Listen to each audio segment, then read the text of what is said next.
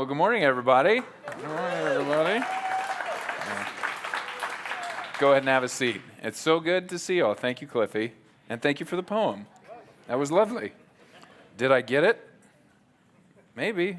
For the record, I wrote you the simple one. Here, speak into my mic. For the record, that was the simpler one. Oh, great. Okay, yeah. Okay. Thank you, Tyler. You're welcome. Well, good morning, everyone. It's so good to be back at Commonway and to see you all and to be here with everybody and to see my friends. For those of you who might not know or have just forgotten by now, my wife Stephanie and I used to be a part of Commonway until we moved to Kentucky this summer. I was on staff as the college pastor for the past 6 years, and I'm just super grateful to be back here with you guys this morning. Before we jump in, I'll just give kind of a quick update on our life in Lexington, just in case we don't get to chat. I have started a job in Lexington, in Wilmore, Kentucky, as a teacher's assistant at an elementary school, Wilmore Elementary School. This is me and my nephews who go to this school. We get to hang out a lot. As you can imagine, it's a blast, and we have a great time. So that's what I'm doing, loving it a ton, get to spend a lot of time with kiddos, helping them learn, and helping out the staff, which is great. Stephanie is still great, doing her thing. She's still working for the Wesleyan Church's national headquarters for their missions branch, and Michael is basically the same. He's cute, he can't do anything, he can't walk, can't talk, just kind of does that all the time. Stephanie and I will be expecting our second kid, our little daughter, in November. So November 19th is the due date. Yeah. So we're excited for that. This is Cliff's picture. He took that. He's so talented. We think of him every time we look at it. So yeah, that's what's going on with us. So yeah, I know we haven't been gone very long, but I truly mean it from the bottom of my heart when I say I really do miss the low cost of living in Muncie and breaded tenderloins and that kind of thing. So no, all kidding aside, I know we both, and probably me in particular, I miss Commonway every Sunday. And I think about all my friends, and God, Gus, you knucklehead. I just think about you guys all the time. So, seriously, thank you. It's so good to be back. And thank you to people who've checked in on us. We really appreciate it. That said, let's jump in. So, as I've moved to a new state and a new city and started a new job and all of that, I get asked a lot, oh, what did you do before you moved here? What is it that you used to do? And I kind of always have this moment of pause when I'm telling people that I used to, work for a church or I used to be a pastor, because, just sometimes I feel like it can get a little awkward to say that to someone. Telling someone you're a pastor, or even just telling them that you're a Christian, can, you can come up with a million different connotations for that or associations, and you never know what, people are thinking when they hear that word. You could be associated with these guys, which, might not always be the thing that you want.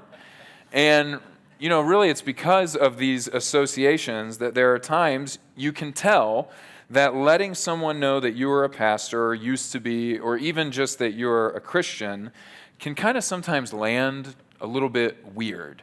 And I think there are sort of, two reactions that I'll sometimes get that can be hard to navigate. One reaction is that, someone will ask, what did you used to do? Oh, I used to be a pastor. I used to work for a church. And their demeanor kind of instantly shifts and changes. And you can tell they're a little uncomfortable, and they kind of get this expression like a bad smell has just entered the room. And I rarely have anyone be like actually rude or unkind or anything like that. But I can definitely feel times when someone clearly doesn't really love the church, or maybe has had a bad experience with religion or religious people, and now I am lumped in with that same crowd. And, understandably so. Or at the very least, you can tell they're not super interested in religion, and they just kind of want to quickly avoid whatever sales pitch about church I'm going to throw at them. And of course, I get that. That's understandable because, who knows what weird Christian stuff or people they've encountered in the past. And I'm always quick to try to, disarm any tension and make them feel comfortable and reassure them that I'm not trying to get them and I'm more or less a normal person. And essentially, I think what they're trying to find out is how religious is this person versus, how good of a person are they actually to hang out with? Which, by the way, I get because it's the same thing I do when I meet someone who gives me the other reaction when I tell them I used to be a pastor. On the other end of the spectrum, if I tell someone I used to work at a church or in ministry, suddenly their whole demeanor changes, and it's as if a sweet smell has entered the room. And they start throwing around phrases like God willing and blessed and various other kind of Christianese speech. And now I'm the uncomfortable one because this person is starting acting like we're a part of some, secret club. And now I'm trying to figure out, how religious is this person versus how good of a hang are they actually to be around. And it's not that I don't want to meet fellow believers or anything like that, but sometimes people will kind of, transform into Ned Flanders as soon as they find out you're a church person. I've been watching The Simpsons recently. By the way, these are often the same people who they're pretty disappointed and lose some of their charm when they find out I didn't go to seminary. Now, what both of these interactions reveal is our distaste when someone is no longer able to relate to normal, everyday people because they are so religious. I know I have encountered people who don't really have much to talk about unless they're just talking about their own religious beliefs. And I don't think they really have any interest about what's going on in my head.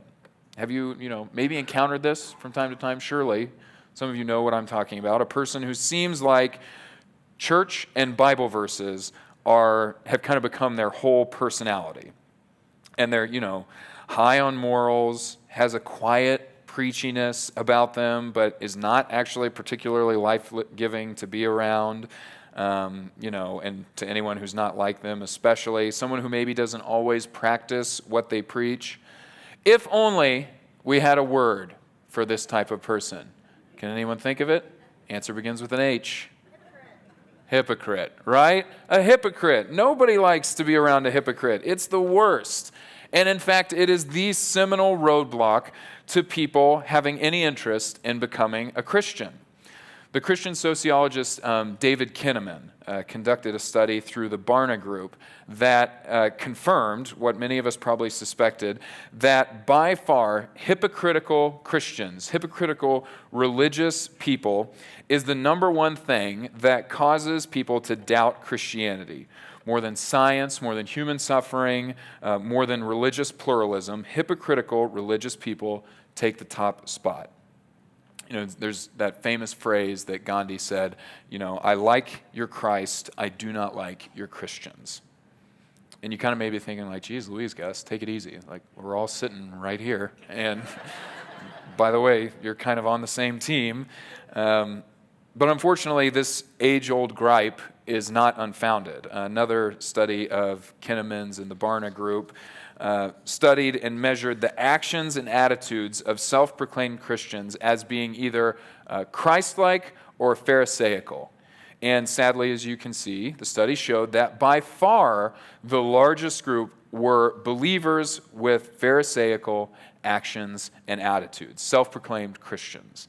And a distant second was, folks with Christ-like attitudes but hypocritical actions. And it's, so in other words, there is a reason that this is people's most common hang-up with following Jesus. But, the bittersweet news, I guess, is that this problem is nothing new because, the life and teachings of Jesus can offer us some insights into how we might avoid the hypocrisy that is so rampant. In fact, in the Gospels, if Jesus and his disciples were to have had like a rival gang that they're constantly like going up against and butting into, it was the hypocritical religious elite. Not drunks or prostitutes or tax collectors, but the same hypocritical folks that get in people's craw today. From the beginning to the end of Jesus' ministry, it is a defiant, disruptive, and threatening shift in the thinking of religious leaders at the time. Many of Jesus' miracles and the parables seem to almost be pointed at the Pharisees and the teachers of the law. And Jesus pretty openly kind of almost mocks them and will turn a crowd of people against them. And in the end, it's the religious elite who can't even recognize the goodness of God when he's walking around right in front of them and they come to arrest Jesus. And just a cursory understanding of Jesus' life would make it very evident that it was religious hypocrisy that bothered Jesus more than anything else. And his most explicit and lengthy teaching on this that Jesus gives against this kind of hypocrisy comes in Matthew 23. If you want to turn there, that's where we'll spend some time. This is a chapter that's often called the 7 woes. In your Bible, that's probably what it's headed as. And I'm going to go through each of the woes and kind of give a brief overlook of it and what Jesus is saying about hypocrisy. So, each one begins with this phrase, "Woe to you, teachers of the law and Pharisees, you hypocrites." And I won't repeat this each time, but that is how everyone begins. "Woe to you, you shut the door of the kingdom of heaven in people's faces. You yourselves do not enter, nor will you let those enter who are trying to." In other words, you guys are total hypocrites. You say that you are the gatekeepers of true religion, but really you're just kind of the bouncers. You just want to slam the door in people's faces. There's no way you actually want to welcome people, love people, or show people generosity. You just kind of memorize the rules of the game so you could call people out on it. You don't actually want to play. And of course, in doing so, they also totally miss out on the point of God's law. So they use religion to shut the door, and it's a tremendous exercise in missing the point. And because of that, they kind of miss out themselves. Jesus goes on, "Woe to you! You travel over land and sea to win a single convert, and when you've succeeded, you make them twice as much a child of hell as you are." We have all probably experienced this phenomenon or seen it in person. If you go to maybe, go to like a major city or you go to a major sporting event, you will likely see someone standing on a street corner screaming at a crowd of people they don't know, they don't understand, about how wretched and sinful they are, hoping that that wins over a convert. And you maybe have had the feeling that I've had where you're watching them and you kind of think like, okay, you're using Bible verses, but I'm not really on board with what we're doing here. And if you saw someone kind of wander over and have a conversation with them and like join them, you wouldn't be like, all right, another one for the team. You'd probably be kind of bummed out that that happened. Jesus goes on, "Woe to you, you say, if anyone swears by the temple, it means nothing. But anyone who swears by the gold of the temple is bound by that oath. You blind fools, which is greater, the gold or the temple that makes the gold sacred?"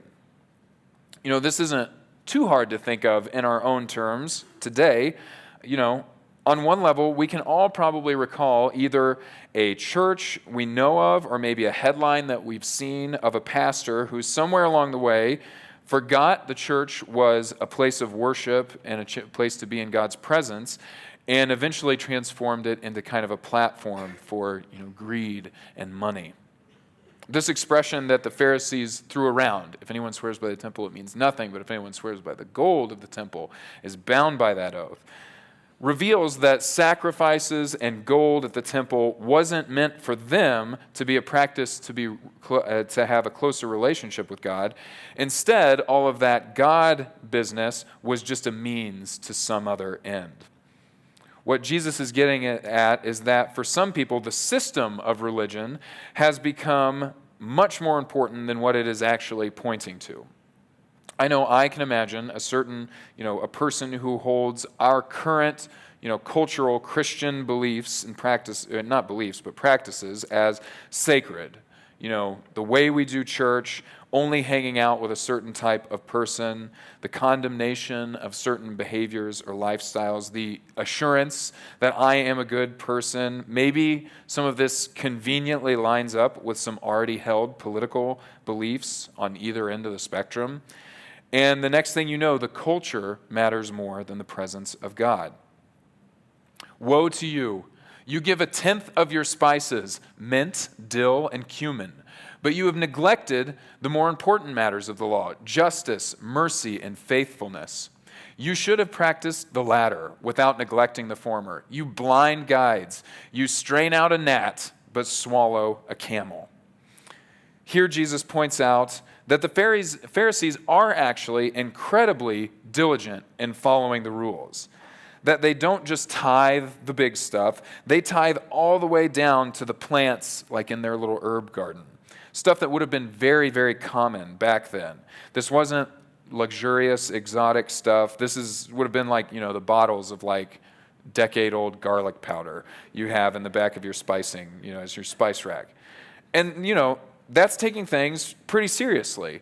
But, of course, then you don't care about justice and mercy and faithfulness. You tithe the spices, but turn around and oppress the weak and show no mercy to the people who are broken. This analogy at the end is kind of us getting a little bit of like Jesus Christ comedy hour. You strain the gnat, but you swallow a camel. This is Jesus using kind of the cleanliness around food laws as an illustration. A gnat was the smallest animal in the Jewish law that was unclean. So a gnat was the very, very smallest, and a camel was the largest. And Jesus' audience would have definitely known that. And, gnats are everywhere now. Like if you step outside, a cloud of gnats like swarms you. But I can only imagine back then with stuff kind of being harder to keep clean and food being slaughtered and prepped all the time, and Ziploc bags, had not been invented yet. Imagine how many gnats would have gotten everywhere, anytime, and it would have been inevitable that in your food and in your face, they'd just be there. And Jesus is saying, you strain out those gnats, but then you sit down to barbecue an entire camel. You may accidentally inhale a gnat from time to time. Who hasn't? But you never, it happens. You're on a run, next thing you know, you swallowed a gnat. It's going to happen. But what you don't ever do is accidentally trip and fall and swallow a camel. And that's what Jesus is getting at. And that's what hypocrites are like. They sweat the incidentals and then blatantly and purposefully skirt virtues in other ways. Jesus goes on, woe to you, you clean the outside of the cup and dish, but inside they are full of greed and self-indulgence. Here, Jesus is warning us about superficial righteousness versus deep internal change. And my goodness, has this analogy aged well? Because if you have been in a Dick's Sporting Goods within the past few years, you'll know that the only way to be a cool kid is to carry around one of these two options. There are entire sports that have been removed from Dick's just so you can buy a Yeti cup. It's out of control. Before that, it was one of these, and I'm sure many of you, including myself, have fallen for these trends, but they are, of course, idiotic. No offense to anybody with like a Stanley Cup. But the good news is apparently cups have been an indicator of social status for a while now. Because even back then, people were, carrying around shiny, fancy cups, trying to look cool. But of course, it has nothing to do with the actual content of our character. Jesus teaches us to work on what's on the inside first, and that will actually make you the kind of person you want to be, not a Yeti tumbler. We don't have time, we're not going to get into how that transformation, can take place, other than to say it definitely doesn't start with appearances. It starts with a rearranging of our hearts. The sixth woe is very like the fifth one. Woe to you, you are like whitewashed tombs, which look beautiful on the outside, but on the inside are full of the bones of the dead and everything unclean. Eugene Peterson, writes it very poetically.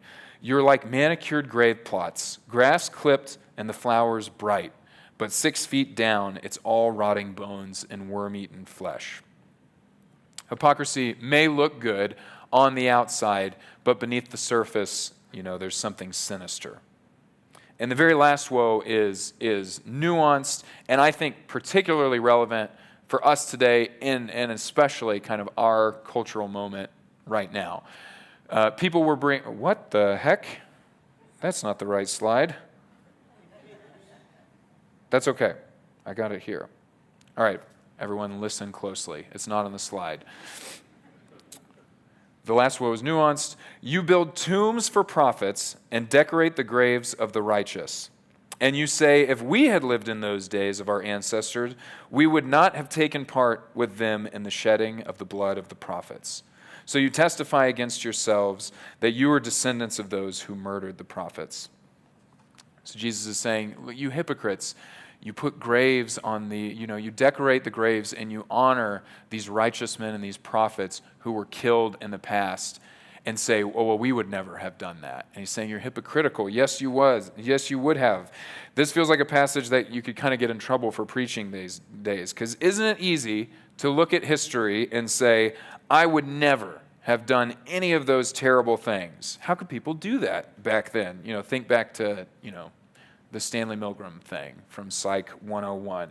Or maybe at least we look at the atrocities that have been committed and rightfully honor and memorialize those that the injustice was committed against and have empathy, but never quite turn the corner to asking yourself if you are any better than the oppressors of old.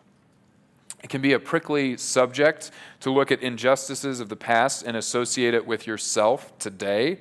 But Jesus challenges us to kind of scourge ourselves of even the deepest layers of hypocrisy. That maybe all the rottenness out there and way back then actually does have something to do with what's going on inside of me and you. This is an incredibly, all of these together make up a very public and nuanced and explicit teaching from Jesus. He is not ambiguous in any way on this topic.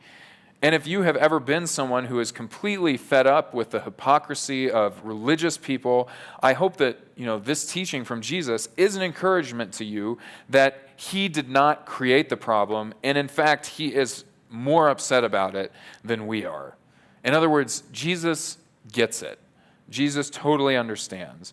There is almost nothing as antithetical to Jesus' ministry as the stuffy hypocrisy of the religious leaders who wouldn't be caught dead with the people Jesus hung out with. And, whatever the case may be, it was a huge concern to Jesus then, and it's still a huge concern to us now, which, begs the question, what in the world can we do about it? And I'm certain there's more than one answer, but I do think we get a helpful lesson from Jesus in Mark 10 when his disciples mistakenly have kind of a Pharisee moment when some families were bringing their children to Jesus. Let's read in Mark 10. People were bringing little children to Jesus for him to place his hands on them, but the disciples rebuked them. When Jesus saw this, he was indignant. He said to them, "Let the little children come to me, and do not hinder them, for the kingdom of God belongs to such as these. Truly I tell you, anyone who will not receive the kingdom of God like a little child will never enter it." And he took the children in his arms, placed his hands on them, and then blessed them. Here we have an indignant Jesus, not because he was approached by some, rot-gut sinner, or because someone dare question his power, but upset that his disciples were keeping children from approaching him. You can kind of imagine Jesus saying hey guys, disciples, this kingdom that I've been talking about, this is it. Here it is right now. This is what it looks like. And where a Pharisee uses a position of power to kind of make the little guys feel even littler, Jesus welcomes the little ones and makes them feel as important as his closest friends and disciples. There's a similar passage in Mark 9 where Jesus' disciples are arguing amongst themselves over who is the best disciple of them all. And Jesus overhears this and is frustrated by it. And to teach them a lesson, he has a child who's nearby stand beside him. And he says, whoever welcomes one of these little children in my name welcomes me, and whoever welcomes me does not welcome me, but the one who sent me." Again, Jesus corrects them, saying the kingdom is not about welcoming greatness. It's about welcoming the vulnerability of a child. Being the greatest is not what it's all about. And these two passages, they kind of play off of each other and create a picture of God's kingdom that welcomes the insignificant and the powerless, because it is made up of people who are like children themselves. And it's passages like these where we get this, the idea and the phrase of childlike faith. I think for us believers, it is by the faith of a child that keeps us from becoming hypocrites that Jesus was so frustrated by and continue to be the most unappealing version of a religious person today. Through the image of a kingdom that both welcomes and belongs to those who have a young and unassuming faith, we get a counter to the misguided view of God's kingdom as a breeding ground for hypocrisy and self-image, and his followers as Pharisees and phonies. Instead, we see Jesus' kingdom as one that welcomes children, and his followers accepted not as supermen and Wonder Women, but as little kids. Jesus told us that Pharisees slam the door in the faces of people and never let them go inside. But children do not operate this way. I've worked at an elementary school for like 3 weeks now, and I'm sure those of you who worked for many years understand this. But I've only been around for like 2 weeks, and I have already been invited to 2 birthday parties. No big deal. For kids, there is very, very little gap between meeting you and inviting you in as a friend. And, beyond that, is there anybody who enjoys a party more than children? I know I can remember as a kid, and maybe you can, when you're at like a family gathering or maybe like a church party or at a Christmas party and there's food and people hanging out. And doesn't it just feel like you're at like you're like in the opening scene of the Nutcracker. It just feels like you're at this biggest thing ever. A child knows how to enjoy a party and to invite others in, and we should too. I was trying to think of a story from our friend Bob Goff, who maybe some of you have read, because he's just such a not hypocritical guy, it seems like, not a Pharisee. And I was reading his book, and I think it applies to this idea of not being a bouncer, not being this gatekeeper who's shutting people out. I read that when he came out with his book and he started speaking, a lot of kind of the religious elite came out and kind of were really harsh on him that, Bob Goff, it's so watered down. Like what he's doing is just so watered down. It's just baby stuff. And he had such a great response. He said, "I hope so. Aren't people thirsty?" Isn't that a great little turn of phrase to say, "Oh, no, we're the gatekeepers here. It's too watered down." I hope so. Aren't people thirsty? Isn't that a great little turn of phrase? Jesus makes sure that the Pharisees know that it is not a win for them when they travel across the world to get a convert, to the wrong kind of kingdom. In fact, it's a loss. However, when it comes to children, Jesus doesn't want them shushed or shooed away. A newborn Christian is worth so much more to Jesus than a rule follower who has forgotten what it's all about. Jesus condemns the Pharisees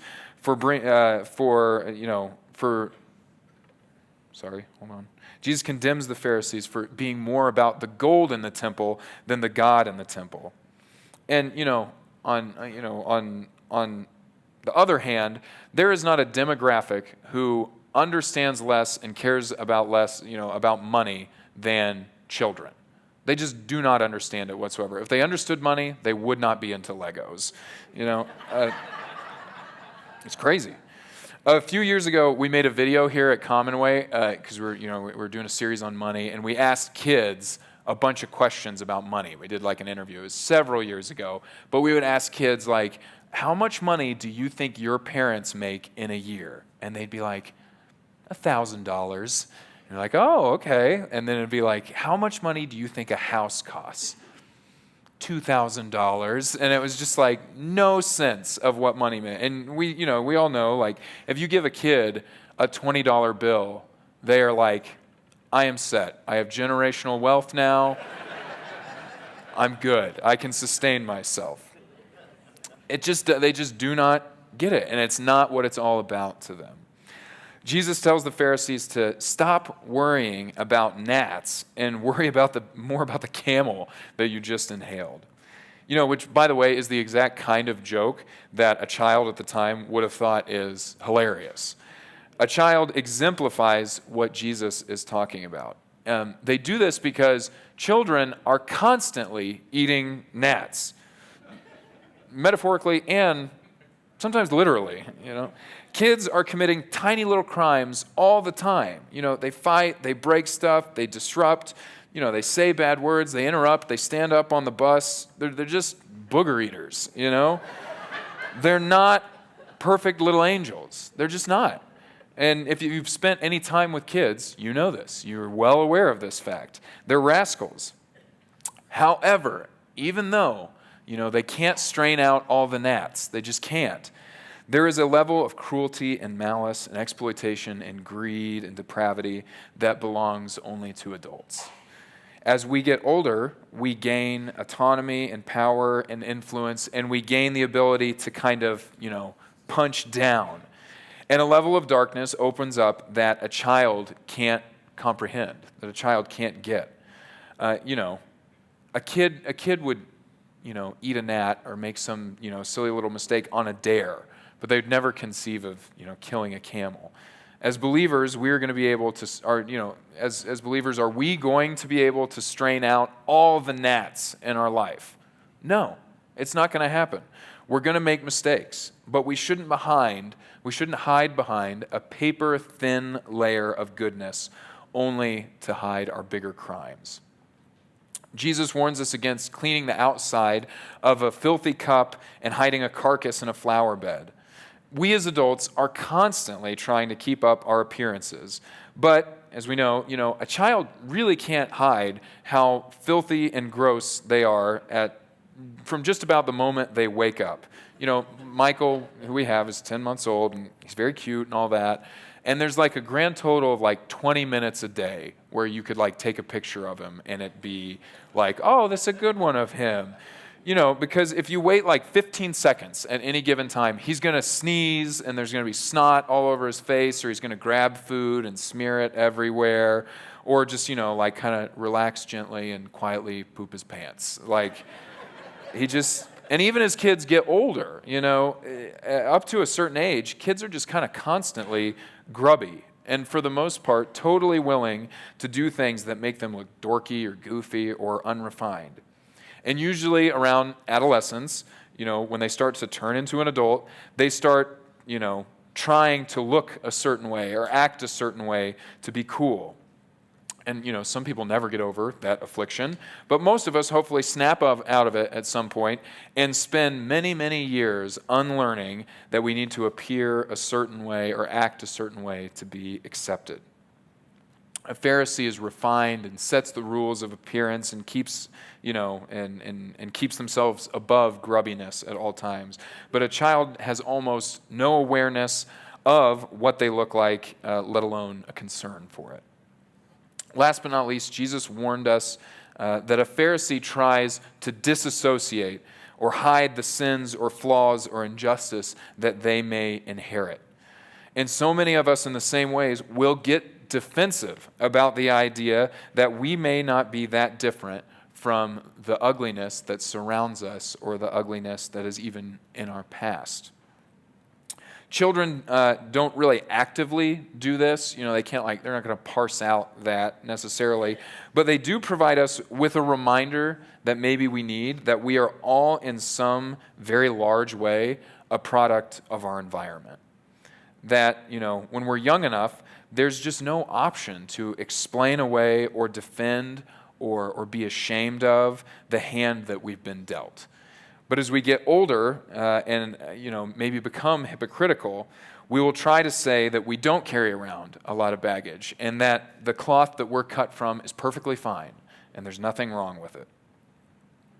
A life following Jesus is an invitation to set aside the pompous strut of an expert and instead take the tottering steps of a child who is loved despite our filthy hands and our scraped up souls. To me, this news is a relief because it gives me freedom to remain authentically imperfect in my faith rather than trying to tidy up all the time. And maybe the biggest relief of all of this is that God himself isn't a hypocrite. He didn't order us to be childlike, but then refused to lower himself down into the grubby arena of a little one. Instead of waiting for us to kind of crawl to him, on his throne, he practiced what he preached and became like a child. He had every reason not to get his hands dirty, but instead led the way by putting himself down low. Dorothy Sayers puts it so well. For whatever reason, God chose to make man as he is, limited and suffering and subject to sorrows and death. He had the honesty and the courage to take his own medicine. Whatever game he is playing with his creation, he has kept his own rules and played fair. He can exact nothing from man that he has not exacted from himself. He has himself gone through the whole of the human experience. From the trivial irritations of family life and the cramping restrictions of hard work and lack of money to the worst horrors of pain and humiliation, defeat, despair, and death. When he was a man, he played the man. He was born in poverty and died in disgrace and thought it well worthwhile. Jesus' life and teaching, gives me pause in my relentless effort to seem more mature and more put together and instead follow his example and stay young in my soul. There's a quote that we've visited a bunch over the years here at Commonway. It's that we have sinned and grown old, and our Father is younger than we. My hope for this morning is that we would all remember the seemingly inherent flaw of a religious person, which is hypocrisy. That we would be convicted by the teaching of Jesus not to become a Pharisee. And I hope that if you are someone who is sick and tired of religious two-facedness, that you would be comforted by the fact that Jesus gets it and he actually feels the same way. To close, let me just suggest what is a simple but maybe painful application for all of us. And that would just be this week, look at the 7 woes. Look at these areas of hypocrisy that we read about and just admit one where you are hypocritical. This can be embarrassing or hard to admit, or maybe you're feeling defensive even right now of like, no, not me. Not me, I'm not hypocritical. But really, the most important step in not being a hypocrite is just admitting you are one, which is kind of a funny thing. Like, as soon as you admit you are a hypocrite, you stop being one, or at least it's a big step. So I recommend, finding someone and actually admitting with the words from your mouth that you are a hypocrite and you need to change. Aside from that, be sure that your effort to be less hypocritical doesn't then just become an upgraded form of legalism. You know what I mean? Where you're like, oh, no, I'm not like all those other bad Christians. Like, well, wait a minute. We just kind of did the same thing. But instead, reflect on what it would look like to be more like a child in your faith. If you would, let's stand together, and if our prayer teams would come forward and take their stations, let's close in prayer together.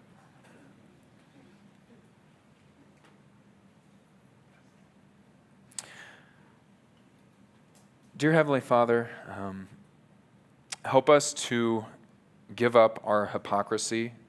Forgive us for all the times that we have used this new life Jesus has given us as a vehicle to make ourselves look good or make other people look bad. Help us to admit our hypocrisy quickly and easily and not feel defensive when it gets pointed out. And maybe most importantly, help us instead to follow your example and welcome the gospel like a child. Help us to remember that we are as loved as sons and daughters, and help us to be as common as salt and as prevailing as light and as authentic as children. God, we love you and pray that we can remain young in our faith and continue to be little ones in the arms of a Father. We pray all of this in Jesus' name, amen. Well, thank you all so much for being here this morning. It was so good to see you all and be with you. If you're joining with us online, thank you so much. If you have got something that you would like to have someone pray with you about, to join with you in prayer, as always, we have our prayer teams up at the front. Feel free to visit one of them. Thank you all so much. Have a great week, and we'll see you next time.